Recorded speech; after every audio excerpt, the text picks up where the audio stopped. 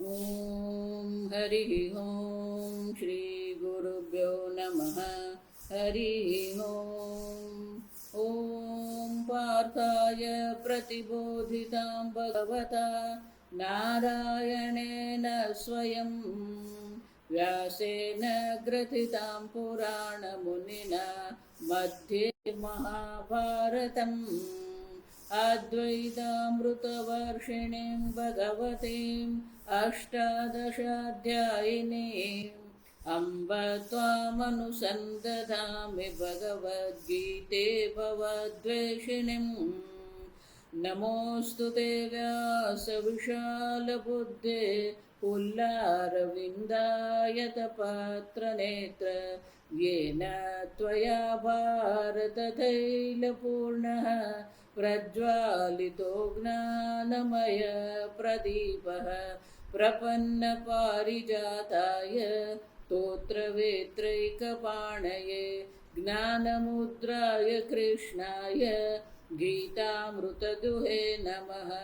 सर्वोपनिषदो गावः दुग्धा गोपालनन्दनः पार्थो वत्ससुधीर्भोक्ता दुग्धं गीतामृतं महत्। वसुदेवसुतं देवं कंसचाणूरमर्दनं देवकी परमानन्दं कृष्णं वन्दे जगद्गुरुं।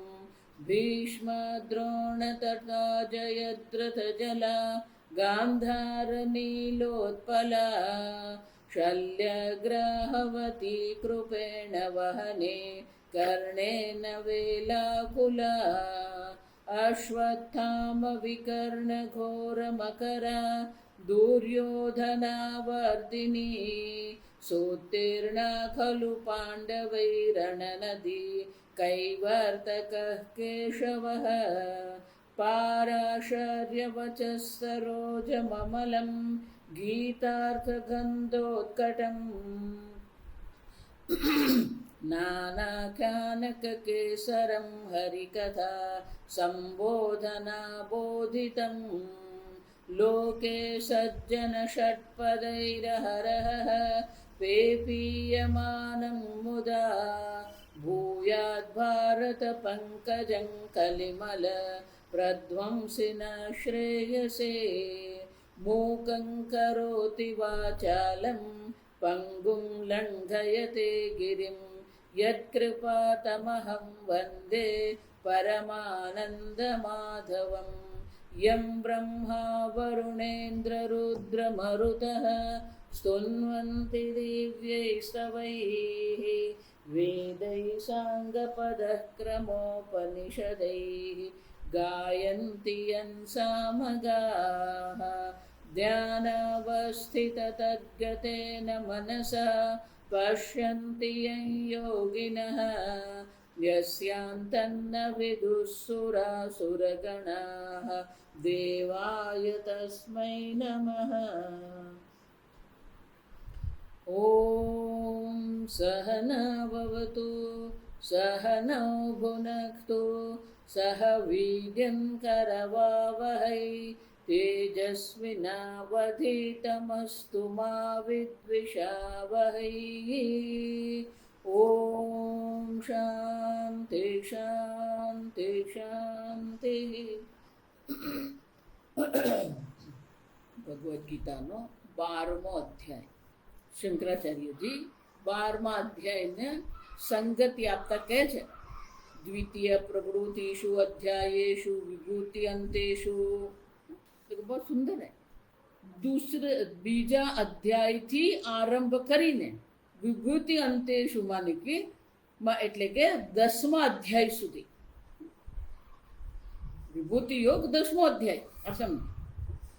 तो 10મા અધ્યાય સુધી ભગવાને શું કર્યું? પરમાત્મનઃ બ્રહ્મણઃ અક્ષરસ્ય परमात्मा का जो स्वरूप है परमात्माનું જે સ્વરૂપ છે જે બ્રહ્મ છે તો પરમાત્મા જે બ્રહ્મ જે છે જે અક્ષર છે વિદ્વત સર્વ વિષયણસ્ય ઉપાસનમ ઉક્તમ એ પરમાત્મા જે સંપૂર્ણ સત્યમ જ્ઞાનમ અનંતમ બ્રહ્મ સ્વરૂપ જે છે જે અક્ષર છે અને જેમાં કોઈ પ્રકારથી પણ આ જગત છે જ નહીં વિધ્વસ્ત સર્વ વિશેષણ ઈશ્વર કોણ છે?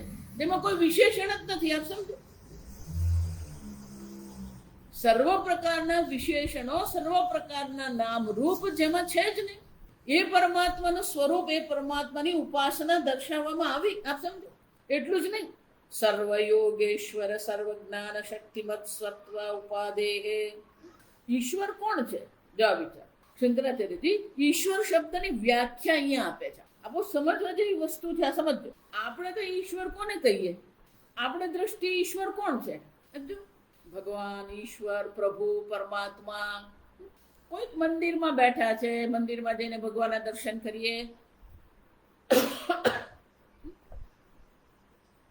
પણ શાસ્ત્ર આપણને ઈશ્વર કોને કહેવાય, ઈશ્વરની વ્યાખ્યા શું છે, એ શંકરાચાર્યજી કહે છે આપણને. સર્વ યોગ ઐશ્વર્ય, સર્વ પ્રકારના યોગ ઐશ્વર્ય, સર્વ પ્રકારના ઐશ્વર્ય જેમની પાસે છે. સર્વ જ્ઞાન સર્વ શક્તિ, જે સર્વજ્ઞ છે, જે સર્વશક્તિ છે, સર્વ પ્રકારનું ઐશ્વર્ય. ઐશ્વર્ય એટલે સર્વનું શાસન કરવાની જે સામર્થ્ય છે. ઈશ્વરસ્ય ભાવઃ ઐશ્વર્ય, ઈશ શાસને, સર્વનું જે શાસન કરનાર છે.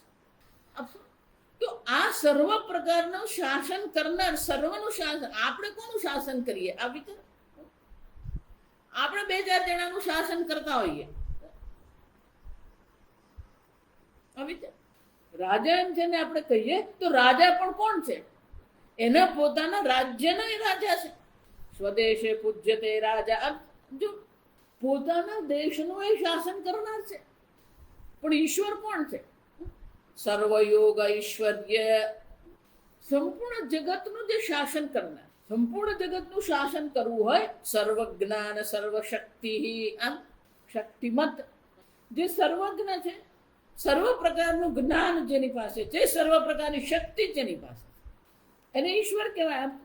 એટલું જ નહીં, એ ઈશ્વર કોણ છે? સત્વ ઉપાદેહે,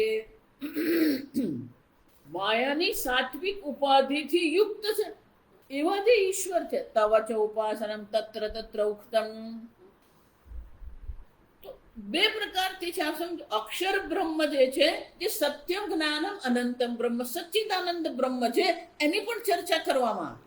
સાથે સાથે જે સગુણ નિર્ગુણ નિરાકાર અક્ષર બ્રહ્મ છે, એની ઉપાસના, એનું ચિંતન કરાવવામાં આવે.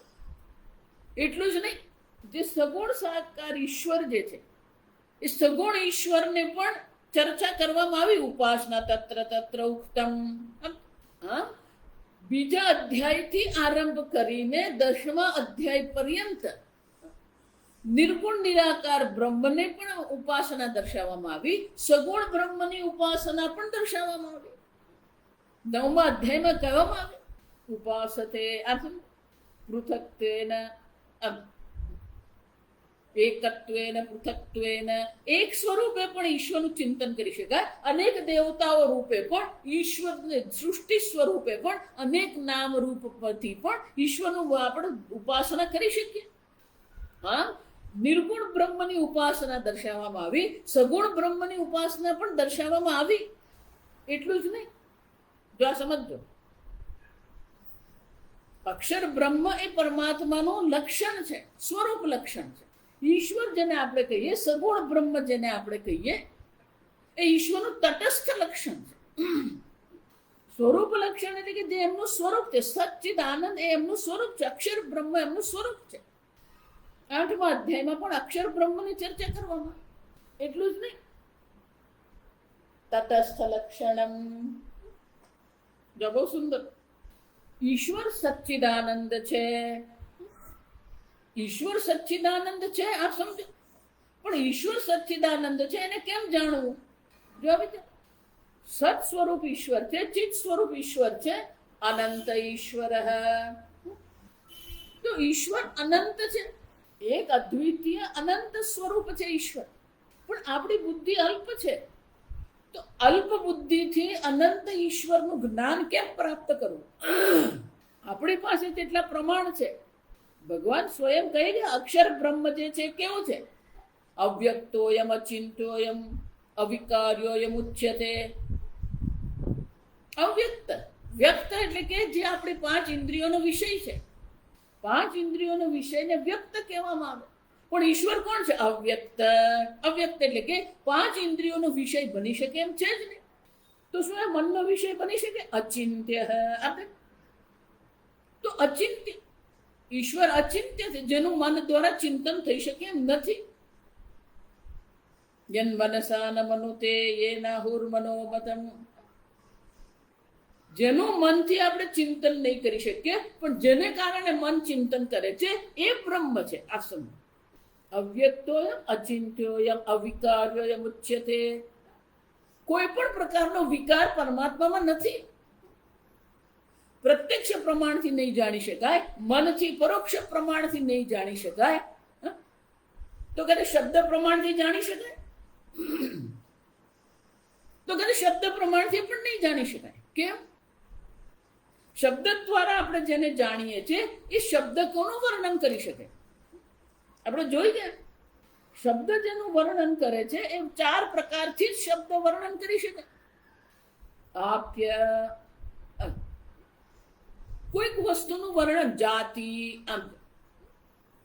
આકૃતિ ગ્રહણાત જાતિ. આ જે બ્રિટિશ લોકો જે આપણા મગજમાં નાખી કે ને જાતિ એટલે કાસ્ટ નહીં, આકૃતિ માત્ર રેખાંકનથી જ આપણે જાણી શકીએ. ગુણ, શબ્દનું વર્ણન, શબ્દ દ્વારા વર્ણન કરવું હોય તો કોઈ વિશેષ આકાર હોય તો આપણે વર્ણન કરી શકીએ. ગુણ, કોઈ વિશેષ પ્રકારનો ગુણ હોય તો આપણે વર્ણન કરી શકીએ. ક્રિયા, કોઈ વિશેષ પ્રકારની ક્રિયા, લાલ છે, પીળું છે, આ ગુણ છે. આ દયાળુ છે, આ હિંસક છે, ક્રૂર છે, આ ગુણ છે, ક્રિયા. આ રસોઈયો છે, આ ડ્રાઈવર છે, આ એન્જિનિયર છે. તો વ્યક્તિ જે ક્રિયા કરી રહી છે, આ કુંભાર છે, આ સમજો, ઘડો જે બનાવે એને કુંભાર કહેવામાં આવે, ક્રિયા છે. આ સમજો. તો ક્રિયા દ્વારા આપણે શબ્દથી વર્ણન કરી શકીએ. જાતિ, ગુણ, ક્રિયા, સંબંધ. બે વ્યક્તિ વચ્ચેનો જે સંબંધ જે છે, સંબંધને આધારે દેશ અને વ્યક્તિનો જે સંબંધ છે, વ્યક્તિ અને વ્યક્તિનો સંબંધ છે. આ અમારો મિત્ર છે, અમારા કાકા છે, અમારા ભાઈ છે, અમારી ભાભી છે, આ દેરાણી છે, આ જેઠાણી. આ સંબંધ વ્યક્તિ વ્યક્તિનો સંબંધ હોય, દેશ અને વ્યક્તિનો સંબંધ હોય. આ ગુજરાતી છે, આ પંજાબી છે. કાળની દ્રષ્ટિએ પણ સંબંધ છે. તો સંબંધથી પણ દશરથસ્ય પુત્ર રામ, દશરથના પુત્ર રામ, આ સંબંધ છે. પણ અક્ષર બ્રહ્મ કેવું છે? અવ્યક્તો એમ અચિંત્યો એમ અવિકાર એમ ઉચ્યતે. કોઈ વિકાર નથી, કોઈ પરિવર્તન નથી, કોઈ જાતિ, ગુણ, ક્રિયા, સંબંધ છે જ નહીં. જો સમજ, પરમાત્મા તો સચ્ચિદાનંદ બ્રહ્મ સ્વરૂપ જ છે. અક્ષરસ્ય બ્રહ્મણઃ પરમાત્મનઃ. પરમાત્મા એટલે પરમાત્મા, અનંત આત્મા જે બ્રહ્મ સ્વરૂપ છે. બૃહત્વાદ બ્રહ્મ, વિધ્વસ્ત સર્વ વિશેષ. કોઈ પ્રકારના ગુણ, ક્રિયા, કોઈ વિશેષણ છે જ નહીં. આ સમજો. તો કોઈ કે છે જ નહીં બ્રહ્મ, અસદેવ. આ સમજો. તો બોલે કે બ્રહ્મ છે જ નહીં. આ તમે કલ્પના કરી નાખી, એક બ્રહ્મ વસ્તુ છે, સત્ય છે, આનંદ છે. આ તો આપણે તમારી કલ્પના છે. જો સમજો, કેટલાક લોકો એવું માને છે કે આ બ્રહ્મ તો તમારી કલ્પના છે. બ્રહ્મ કલ્પના છે નહીં, છે. આ સમજો, અસ્થિ, સત્ય, સત્યમાં નહીં, અસ્થિ છે. તો એ છે તો એને જાણવું કેમ? જો પ્રત્યક્ષ પ્રમાણથી જાણી શકાય એમ નથી. અવ્યક્ત છે, અક્ષર, કોઈ પ્રકારનો ક્ષય, કોઈ પ્રકારના ગુણ નથી, સર્વ વિધ્વસ્ત વિશેષણ જ છે. આ જ્યાં કોઈ પ્રકારના વિષય, જાતિ, ગુણ, ક્રિયા છે જ નહીં. તો એ બ્રહ્મને જાણવું કેમ? અસ્પર્શમાં, રૂપમાં, ગંધમાં. ઉપનિષદ પણ આ પ્રકારથી ચર્ચા. તો એ બ્રહ્મ કોણ છે? બ્રહ્મ શું છે? બ્રહ્મ ક્યાં છે? તો સ્વરૂપ લક્ષણ તો સચ્ચિદાનંદ છે, સત્યમ જ્ઞાનમ અનંતમ બ્રહ્મ છે. પણ એ સત્યમ જ્ઞાનમ અનંતમ બ્રહ્મને જાણવું હોય તો તટસ્થ લક્ષણ છે. સર્વયોગ ઐશ્વર્ય સર્વ જ્ઞાન શક્તિમત સત્વ ઉપાદેહ ઈશ્વરસ્ય. સાત્વિક ઉપાધિ જે છે, માયા ઉપાધિ, સાત્વિક સત્વ ઉપાધિ, એ સત્વ ઉપાધિ દ્વારા, એ માયા ઉપાધિ દ્વારા જ આપણે અક્ષર બ્રહ્મને જાણી શકીએ. અને એટલા માટે એ સગુણ બ્રહ્મ જેને આપણે કહીએ છીએ, એ સગુણ બ્રહ્મ છે એ ભગવાનનું જે છે એ તટસ્થ લક્ષણ છે, જેના દ્વારા આપણે નિર્ગુણ બ્રહ્મને જાણી શકીએ. સમજો તો સગુણ બ્રહ્મ જે છે એ સગુણ બ્રહ્મ જે છે એના દ્વારા, સગુણ બ્રહ્મ દ્વારા, એ તટસ્થ લક્ષણ દ્વારા આપણે સ્વરૂપ લક્ષણને જાણી શકીએ. બંનેની આવશ્યકતા. સત્યમ જ્ઞાનમ અનંતમ બ્રહ્મ, આ સ્વરૂપ લક્ષણ છે. તસ્માદ વા એ તસ્માદ આત્મનઃ આકાશ સંભૂતઃ, આ સમજો. તે ઈશ્વર છે, એ બ્રહ્મ કોણ છે? એ જેમાંથી આ સંપૂર્ણ જગતની ઉત્પત્તિ થઈ, કારણ છે. આ સંપૂર્ણ જગતનું જે કારણ, અભિન્ન નિમિત્ત ઉપાદાન કારણ જે છે, સમજો બરાબર. લોકો એમ માને 12મો અધ્યાય તો ભક્તિ છે. ભલે ભક્તિ છે, પણ એ કઈ ભક્તિ છે? એ જ્ઞાનીની ભક્તિ છે. અહીંયા 7મા અધ્યાયમાં ભગવાન કઈ ગયા? ચતુર્વિધા ભજન થેમાં આર્તો જિજ્ઞાસુ અર્થાર્થી જ્ઞાની ચ ભરતર્ષભ. આર્ત જે દુઃખી છે એ પણ મારો ભક્ત છે. અર્થાર્થી જેને પોતાની ઈચ્છાની પૂર્તિ કરવી છે એ પણ મારો ભક્ત છે. જિજ્ઞાસુ જેને પરમાત્મા તત્વનું જ્ઞાન પ્રાપ્ત કરવું છે એ પણ મારો ભક્ત છે. ભગવાન જ્ઞાની ચ ભરતર્ષભ, જ્ઞાની મારો ભક્ત છે. અને જ્ઞાની કેવો છે? અત્યંત પ્રિય જ્ઞાની. ઉદારાહ એવ તે સર્વે જ્ઞાની તુ આત્મૈવ મે મતમ. ભગવાન શું કહે છે? જ્ઞાની તો મારો આત્મા છે, અત્યંત પ્રિય છે. ભક્તિ યોગ અહીંયા 12મા અધ્યાયમાં છે, પણ એ ભક્તિ યોગ કયો છે? જ્ઞાનીનો ભક્તિ યોગ છે. સમજો, મંજીરા વગાડવાનો ભક્તિ યોગ નથી. એટલે માટે શંકરાચાર્યજી અહીંયા ભાષ્યમાં લખે છે કે અક્ષર બ્રહ્મ જે છે, જ્યાં કોઈ પ્રકારની વિશેષણ નથી, વિધ્વસ્ત સર્વ વિશેષણ, પણ એ જ નિર્ગુણ, નિરાકાર, નિર્વિશેષ જે બ્રહ્મ જે છે એને જાણવા માટે સગુણ બ્રહ્મની પણ ઉપાસના દર્શાવવામાં આવી. ઈશ્વર સ્વચ ઉપાસનમ તત્ર તત્ર ઉક્તમ. એ જે સગુણ બ્રહ્મ છે તેને ઈશ્વર કહેવામાં આવે. જો આ વિચાર, એક છે જે સત્યમ જ્ઞાનમ અનંત બ્રહ્મ છે, જે માયાની સાત્વિક ઉપાધિ યુક્ત જે છે, એને સગુણ બ્રહ્મ જે છે એને શું કહેવામાં આવે? ઈશ્વરસ્ય. એ ઈશ્વર છે. એ ઈશ્વર જે છે એ સગુણ નિર્ગુણ બ્રહ્મનો તટસ્થ લક્ષણ છે. માયા ઉપાધિથી એ જગતનું અભિન્ન નિમિત્ત ઉપાદાન કારણ છે. નિમિત્ત કારણ છે એટલે કે સર્વજ્ઞ સર્વશક્તિ છે. ઉપાદાન કારણ છે, સર્વવ્યાપી છે. આમ એ સર્વજ્ઞ સર્વશક્તિ સર્વવ્યાપી જે ઈશ્વર જે છે એની ઉપાસના પણ દર્શાવવામાં આવી. આમ નિર્ગુણ અક્ષર બ્રહ્મની ઉપાસના દર્શાવવામાં આવી, સગુણ બ્રહ્મ ઈશ્વરની પણ દર્શાવવામાં આવી. આમ બીજા અધ્યાયથી આરંભ કરીને 10મા અધ્યાય પર્યંત ઈશ્વરની અક્ષર બ્રહ્મની અને સગુણ નિર્ગુણ બ્રહ્મ અને સગુણ બ્રહ્મ, આપ સમજો બરાબર, બંનેની ઉપાસના દર્શાવવામાં. એટલું જ નહીં, વિશ્વરૂપ અધ્યાયે તો 11મા અધ્યાયમાં વિશ્વરૂપ જે અધ્યાય જે છે, વિશ્વરૂપ દર્શન અધ્યાય. ઐશ્વર્યમ આદ્યમ સમસ્ત જગદાત્મ રૂપમ વિશ્વરૂપમ તદીયમ દર્શિતમ. એ જ પરમાત્માએ પોતાના વિરાટ સ્વરૂપના દર્શન કરાવ્યા અર્જુનને, જે સંપૂર્ણ ઐશ્વર્ય યુક્ત છે, સંપૂર્ણ જગદાત્મ રૂપમ, સંપૂર્ણ બ્રહ્માંડ સ્વરૂપ જે પરમાત્મા છે, વિશ્વરૂપ દર્શન. તો અર્જુનને એ વિશ્વરૂપના દર્શન કરાવ્યા ભગવાન. અર્જુને આગળ માંગણી કરી, આ સમજો, પણ એ પણ દર્શાવ્યું શાના માટે? ઉપાસનાર્થમ. જો આ સમજો બરાબર. ઈશ્વરના અનેક સ્વરૂપ છે. નિર્ગુણ બ્રહ્મ ઈશ્વરનું સ્વરૂપ છે. અભિન્ન નિમિત્ત ઉપાદાન કારણ સગુણ બ્રહ્મ પણ ઈશ્વરનું સ્વરૂપ છે. વિશ્વરૂપ દર્શન વિરાટ સ્વરૂપ છે, એ પણ ઈશ્વરનું સ્વરૂપ છે. હિરણ્ય ગર્ભ જેને કહીએ એ પણ ઈશ્વરનું સ્વરૂપ છે. જેને શ્રી રામ કહીએ, શ્રી કૃષ્ણ કહીએ, એ સગુણ સાકાર પણ ઈશ્વર છે. જો વિચાર. અને એટલે આપણે શંકરાચાર્યજી કહે છે કે નિર્ગુણ બ્રહ્મની પણ ચર્ચા કરવામાં આવી, સગુણ બ્રહ્મની પણ ચર્ચા કરવામાં આવી, સગુણ સાકાર ઈશ્વરની પણ ચર્ચા કરવામાં આવી. યદા યદા હિ ધર્મસ્ય ગ્લાનિર્ભવતિ ભારત તદાત્માનં સૃજામ્ય. ભગવાન કહે છે હું આ કૃષ્ણ અવતાર મેં ધારણ, જ્યારે જ્યારે પણ ધર્મમાં ગ્લાનિ આવી ત્યારે ત્યારે મેં આ અવતાર ધારણ કર્યો. સાકાર સ્વરૂપની ચર્ચા છે. આ સમજો, ભગવાન અવતાર ધારણ કરે છે, અનેક પ્રકારના અવતાર ભગવાન ધારણ કરે. આમ ભગવાનના અનેક સ્વરૂપ છે. આ વિચારી જો, નિર્ગુણ બ્રહ્મ છે, સગુણ બ્રહ્મ છે, આ જગત સ્વરૂપ વિરાટ સ્વરૂપ પણ ઈશ્વર જ છે. સગુણ સાકાર જેને આપણે શ્રી રામ કહીએ, શ્રી કૃષ્ણ કહીએ, શિવ કહીએ, સરસ્વતી કહીએ, લક્ષ્મી કહીએ, આ પણ કોણ છે? ઈશ્વર છે. આ ઈશ્વરના અનેક રૂપ છે. આમ એ વિરાટ સ્વરૂપનું પણ દર્શન ભગવાને કરાવ્યું. તચ્છ દર્શયિત્વા ઉક્તવાનસી. તો ભગવાન તમે આ નિર્ગુણ બ્રહ્મની ઉપાસના દર્શાવી, સગુણ બ્રહ્મની ઉપાસના દર્શાવી, વિરાટ સ્વરૂપને પણ ઉપાસના દર્શાવી તમે. એટલું જ નહીં, એ દર્શાવ્યા પછી તમે શું કીધું? ઉક્તવાનસી. તમે આ કહ્યું મને, શું કહ્યું?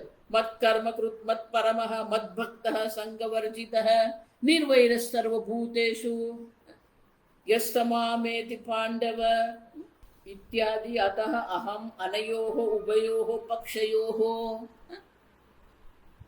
બે થઈ ગયા. જો વિચાર, વિશિષ્ટર બુભુત્સયા ત્વામ પૃચ્છામિ. અર્જુન કહે છે ભગવાન હું તમને પ્રશ્ન પૂછી રહ્યો છું.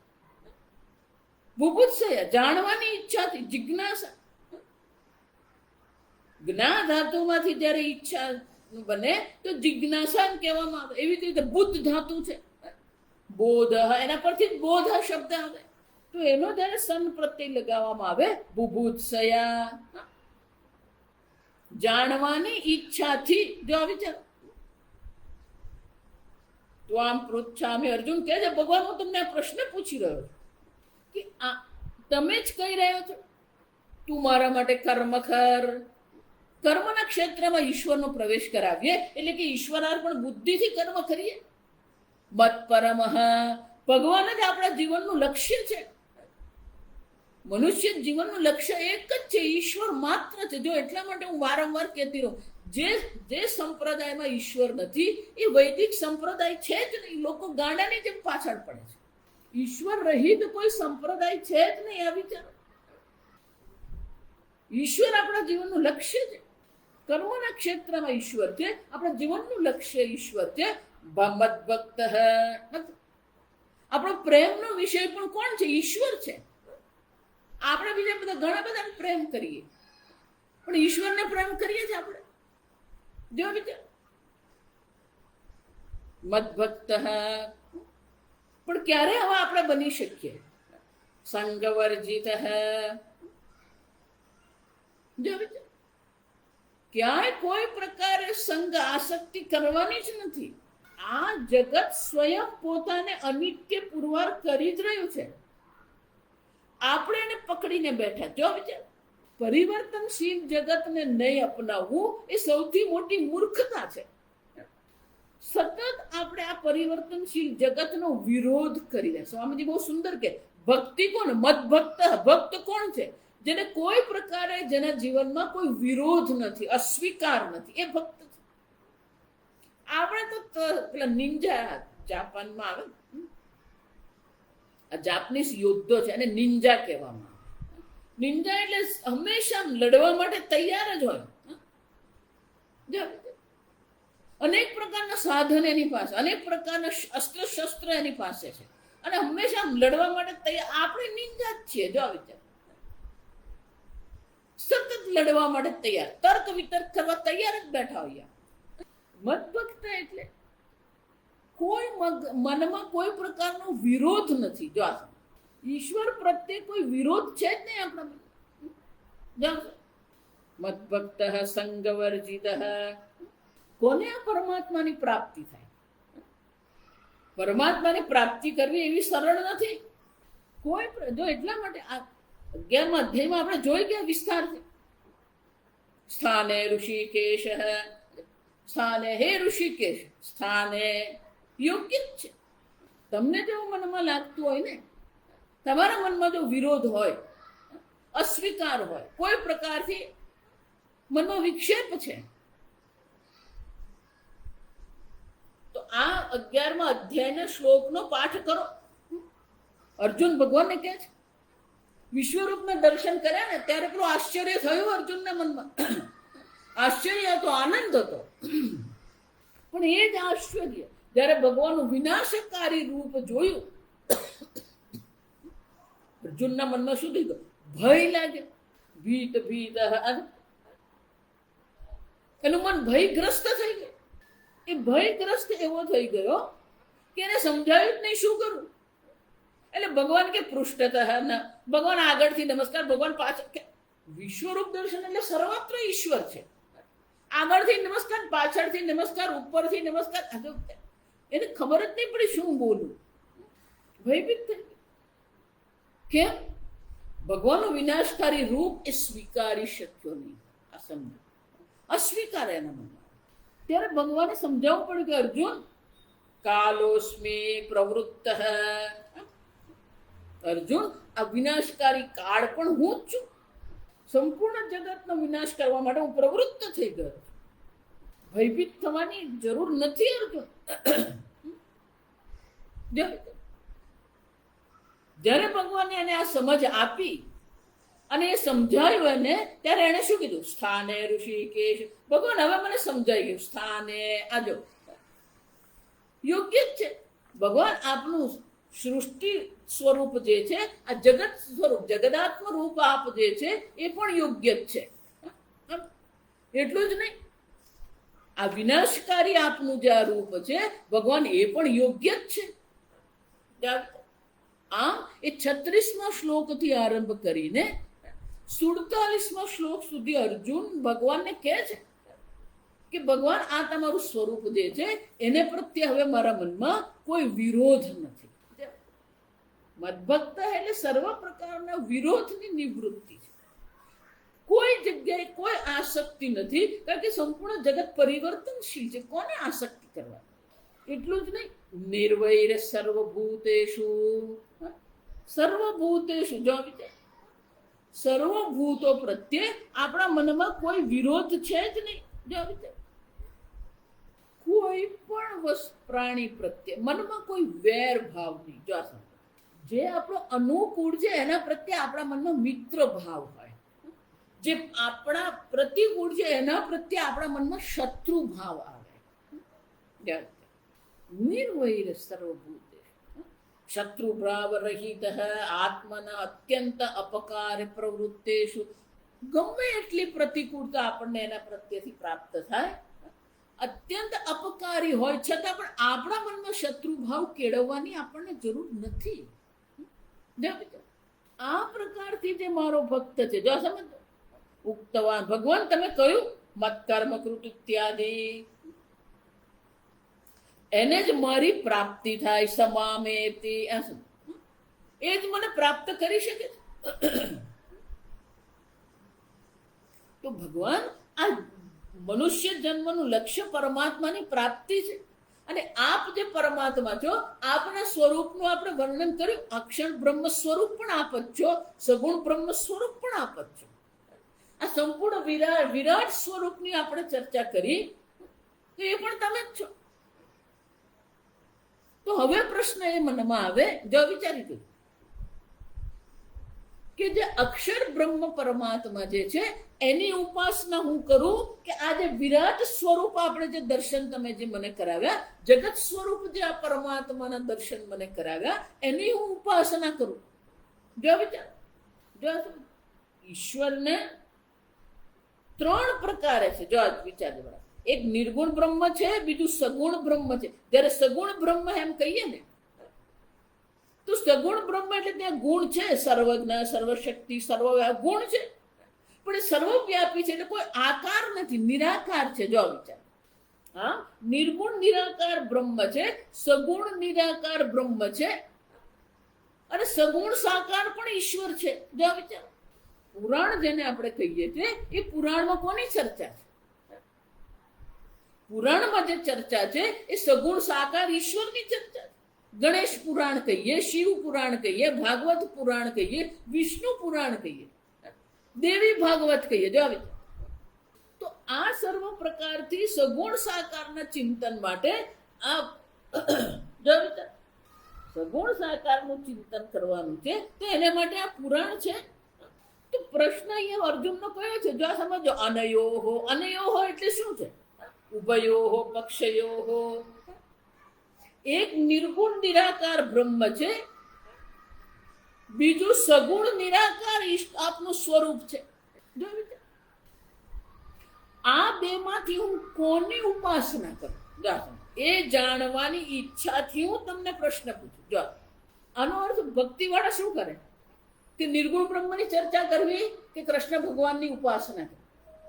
નહીં, અહીંયા સગુણ સાકારની કોઈ ચર્ચા નથી. આ સમજો બરાબર. ભક્તિ યોગમાં અર્જુનનો જે પ્રશ્ન છે એ અક્ષર બ્રહ્મ એટલે કે નિર્ગુણ નિરાકાર બ્રહ્મની ઉપાસના હું કરું કે સગુણ નિરાકાર બ્રહ્મની હું ઉપાસના કરું? આવી રીતે. અને એટલા માટે અર્જુન આ પ્રશ્ન જે પૂછી રહ્યો છે, કોને આધારે પૂછી રહ્યો? બીજા અધ્યાયથી 10મા અધ્યાય સુધી જે ભગવાને ચર્ચા કરી, 11મા અધ્યાયમાં ભગવાને જે ચર્ચા કરી, એને આધારે અર્જુન પ્રશ્ન પૂછી રહ્યો. આપણું ગૃહે ગીતા અધ્યયન જે છે ને, ભગવાનનું ગીતા હોમ સ્ટડી જે સ્વામીજી, એમાં 11મા અધ્યાયમાં ભગવાન ત્યાં કહે છે કે ભગવાનના અનેક રૂપ છે. જો વિચાર, એટલે અર્જુન એ પ્રશ્ન કરે છે કે ભગવાન, હું નિર્ગુણ નિરાકારની ઉપાસના કરું કે સગુણ નિરાકારની ઉપાસના કરું? આમ એ જાણવાની બુભુત્સા, જાણવાની ઈચ્છાથી હું હે ભગવાન આપને પૂછું છું. તો અર્જુનનો પ્રશ્ન શું છે? જો આપણે શ્લોક બોલીએ. અર્જુન ઉવાચ એવં સતતયુક્તાયે ભક્તાસ્ત્વાં પર્યુપાસતે યે ચાપ્યક્ષરમવ્યક્તં તેષાં કે યોગવિત્તમાઃ. એવમ એટલે આ પ્રકાર. આ પ્રકાર એટલે કયા પ્રકાર? અતીત અનંતર શ્લોકેન. અતીત એટલે આગળનું, અનંતર એટલે બહુ દૂરનો નહીં, આના પહેલાનો. અતીત અનંતર એટલે કે આ 12મા અધ્યાયના પહેલાનો અધ્યાયનો છેલ્લો શ્લોક જે છે, અર્થમ પરામૃશતિ મત કર્મ કૃત.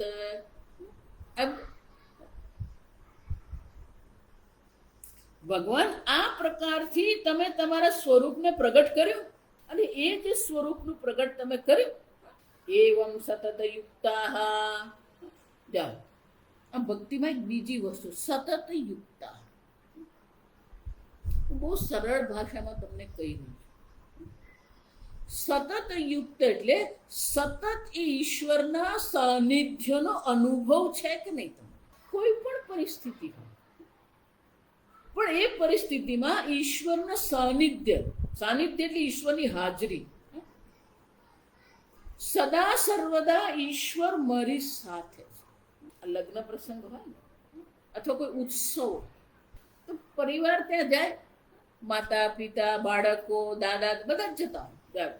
નાના બાળકો હોય, 5 વર્ષના 8 વર્ષના બાળકો એના મિત્ર શોધી જ નાખે.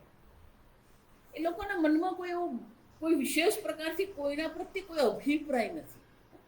એટલે પેલો એક રમતો હોય ત્યાં બીજો જાય, બીજો રમતો હોય ત્યાં ત્રીજો જાય, ચોથો, બધા ભેગા થઈને રમતા હોય. એ દરેક બાળક જે ત્યાં રમી રહ્યું છે, ભલે બાળક ત્યાં રમે છે, આનંદ પ્રમોદ કરે છે, કૂદે છે, ઉછળે છે, મુક્ત મનથી એ રમી રહ્યું છે ત્યાં બાળક. પણ કેમ એ મુક્ત મનથી રમે છે? જો વિચાર, તમે જુઓ ને તો એ બાળકો શું કરતા હોય, ભલે એ રમે પણ થોડી વાર પેલું જોઈ લે, મમ્મી, થોડી વાર એ જોઈ લે પેલી મમ્મી ત્યાં બેઠી છે. એટલે સતત પેલી માતા મારી સાથે છે એનો અનુભવ છે. જો માતાના સાનિધ્યનો અને અનુભવ છે, અને એને કારણે એ કેવો છે? નીડર છે. કોઈ એને ભય નથી, કોઈ પ્રકારના મનમાં વિક્ષેપ નથી, વિક્ષેપ રહિત છે, અને એટલા માટે જે આનંદથી રમી રહ્યો. પણ ધારો કે એક બાળકની માતા એ ખુરશી પર બેઠી, એ બાળક જોશે માતા ત્યાં બેઠી છે. કોઈ કારણસર જો આ સમજો, એ માતા ઉઠીને કોકને મળવા માટે ગઈ. હવે આ બાળક જ્યારે જુએ છે કે ખુરશી ખાલી છે, જો આ વિચાર, તત્કાળ બાળકને શું થઈ જશે? પહેલા એને સુરક્ષાની અનુભૂતિ હતી, અભય હતો, અસુરક્ષિત હતો.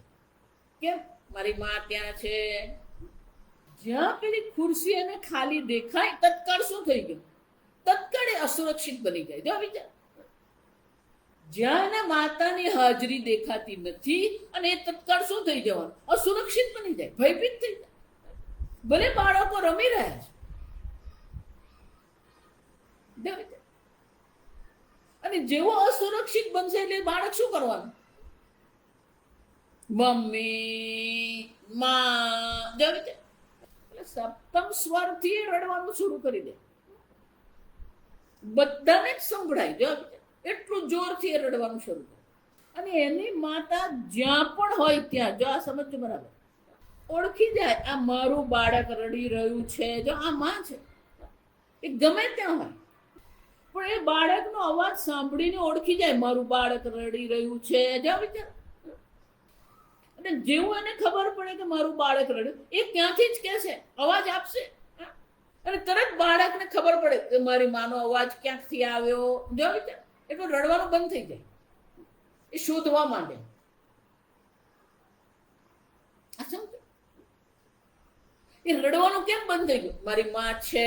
જો વિચાર, અને જ્યાં મમ્મી એને દેખાઈ ગઈ, માં દેખાઈ ગઈ, દોડીને એને વળગી પડે. જા, તું ક્યાં જઈ ગઈ?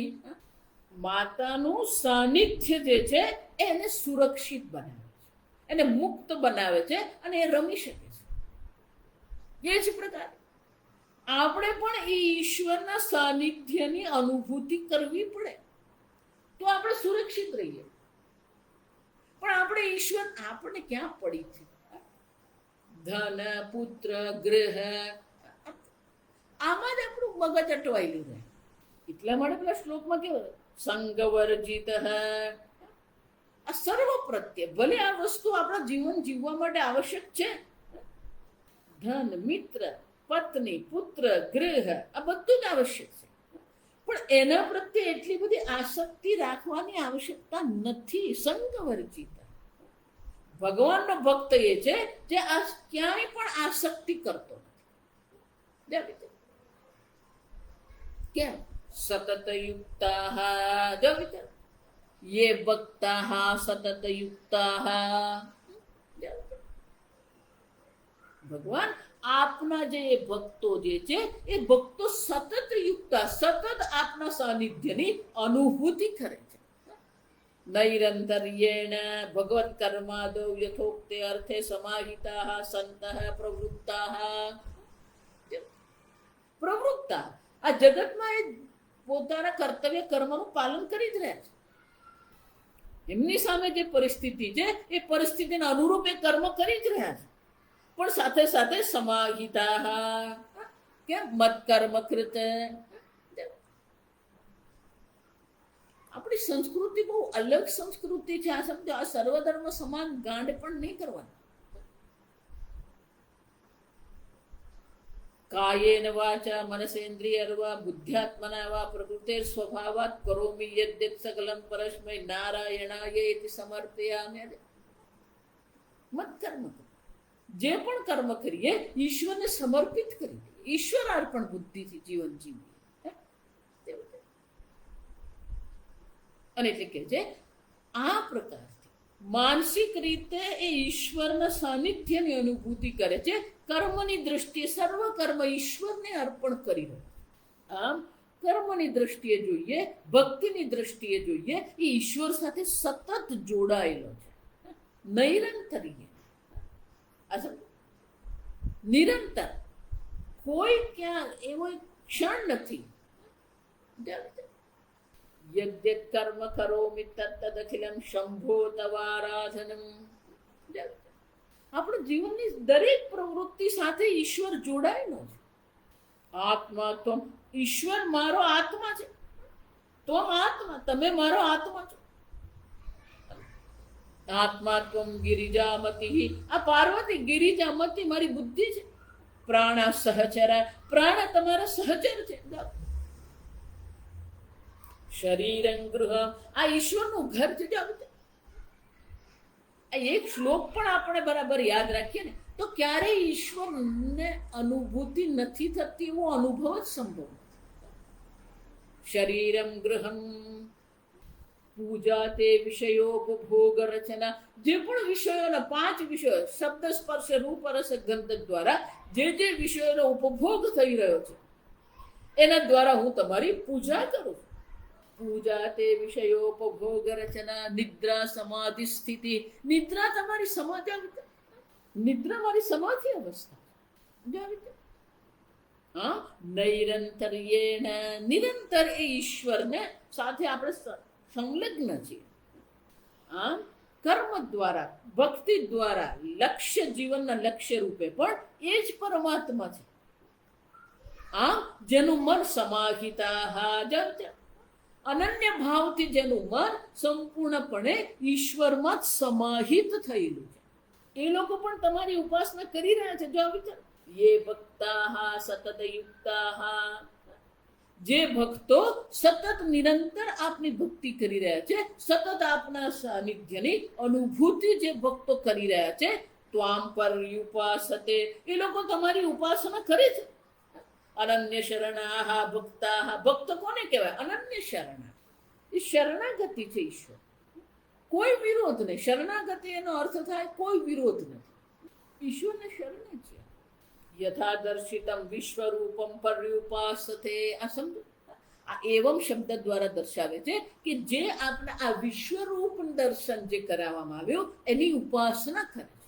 વિશ્વરૂપના જે ઉપાસના જે કરનારો જે છે, પર્યુપાસતે ધ્યાયંતી, જે લોકો આ પ્રકારે તમારા એ વિશ્વરૂપ દર્શન જે થયા એ વિશ્વરૂપને તમારા શું કરી દે? ધ્યાયંતી, ધ્યાન કરે છે. તો જે ભક્તો તમારા આ વિશ્વરૂપ એટલે કે સગુણ નિરાકાર સ્વરૂપ જે છે એના દર્શન કરે છે, એના ધ્યાન કરે છે, એટલું જ નહીં, બીજા અધ્યાયથી 10મા અધ્યાયમાં આપે જે આપના અક્ષર બ્રહ્મન સ્વરૂપનું જે વર્ણન કરવામાં આવ્યું, તો કેટલાક લોકો આ અક્ષર બ્રહ્મની પણ ઉપાસના કરે છે. તો અર્જુનનો પ્રશ્ન શું છે? જો સમજ, કાલે આપણે ભાષ્ય જોઈશું આગળ.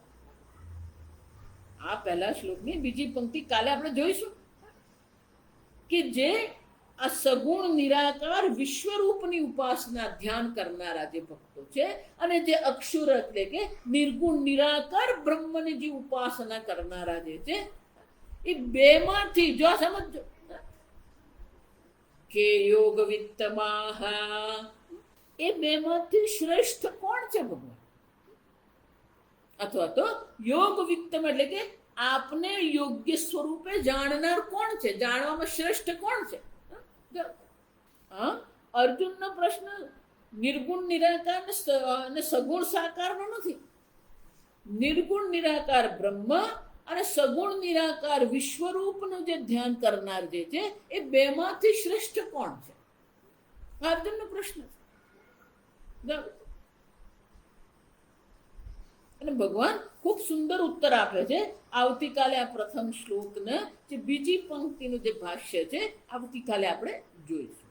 ઓમ સ્વસ્તિ પ્રજાભ્યઃ પરિપાલયન્તામ ન્યાયેન માર્ગેણ મહિં મહિષાઃ ગોબ્રાહ્મણેભ્યઃ શુભમસ્તુ નિત્યં લોકા સમસ્તા સુખિનો ભવન્તુ કાલે વર્ષતુ પર્જન્યઃ પૃથ્વી સસ્યશાલિની દેશોऽયં ક્ષોભરહિતઃ બ્રાહ્મણા સन्तુ નિર્ભયાઃ ઓમ સર્વેષાં સ્વસ્તિર્ભવતુ સર્વેષાં શાંતિર્ભવતુ સર્વેષાં પૂર્ણં ભવતુ સર્વેષાં મંગલં ભવતુ સર્વે ભવन्तુ સુખિનઃ સર્વે સन्तુ નિરામયાઃ સર્વે ભદ્રાણિ પશ્યन्तુ મા કશ્ચિદ દુઃખભાગ ભવેत् અસતો મા સદ્ગમય तमसो मा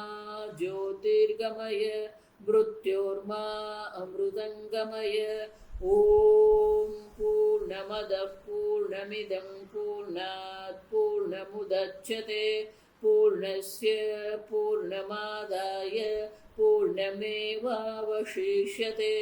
ॐ शान्ति शान्ति शान्तिः हरिः ॐ श्रीगुरुभ्यो नमः हरिः ॐ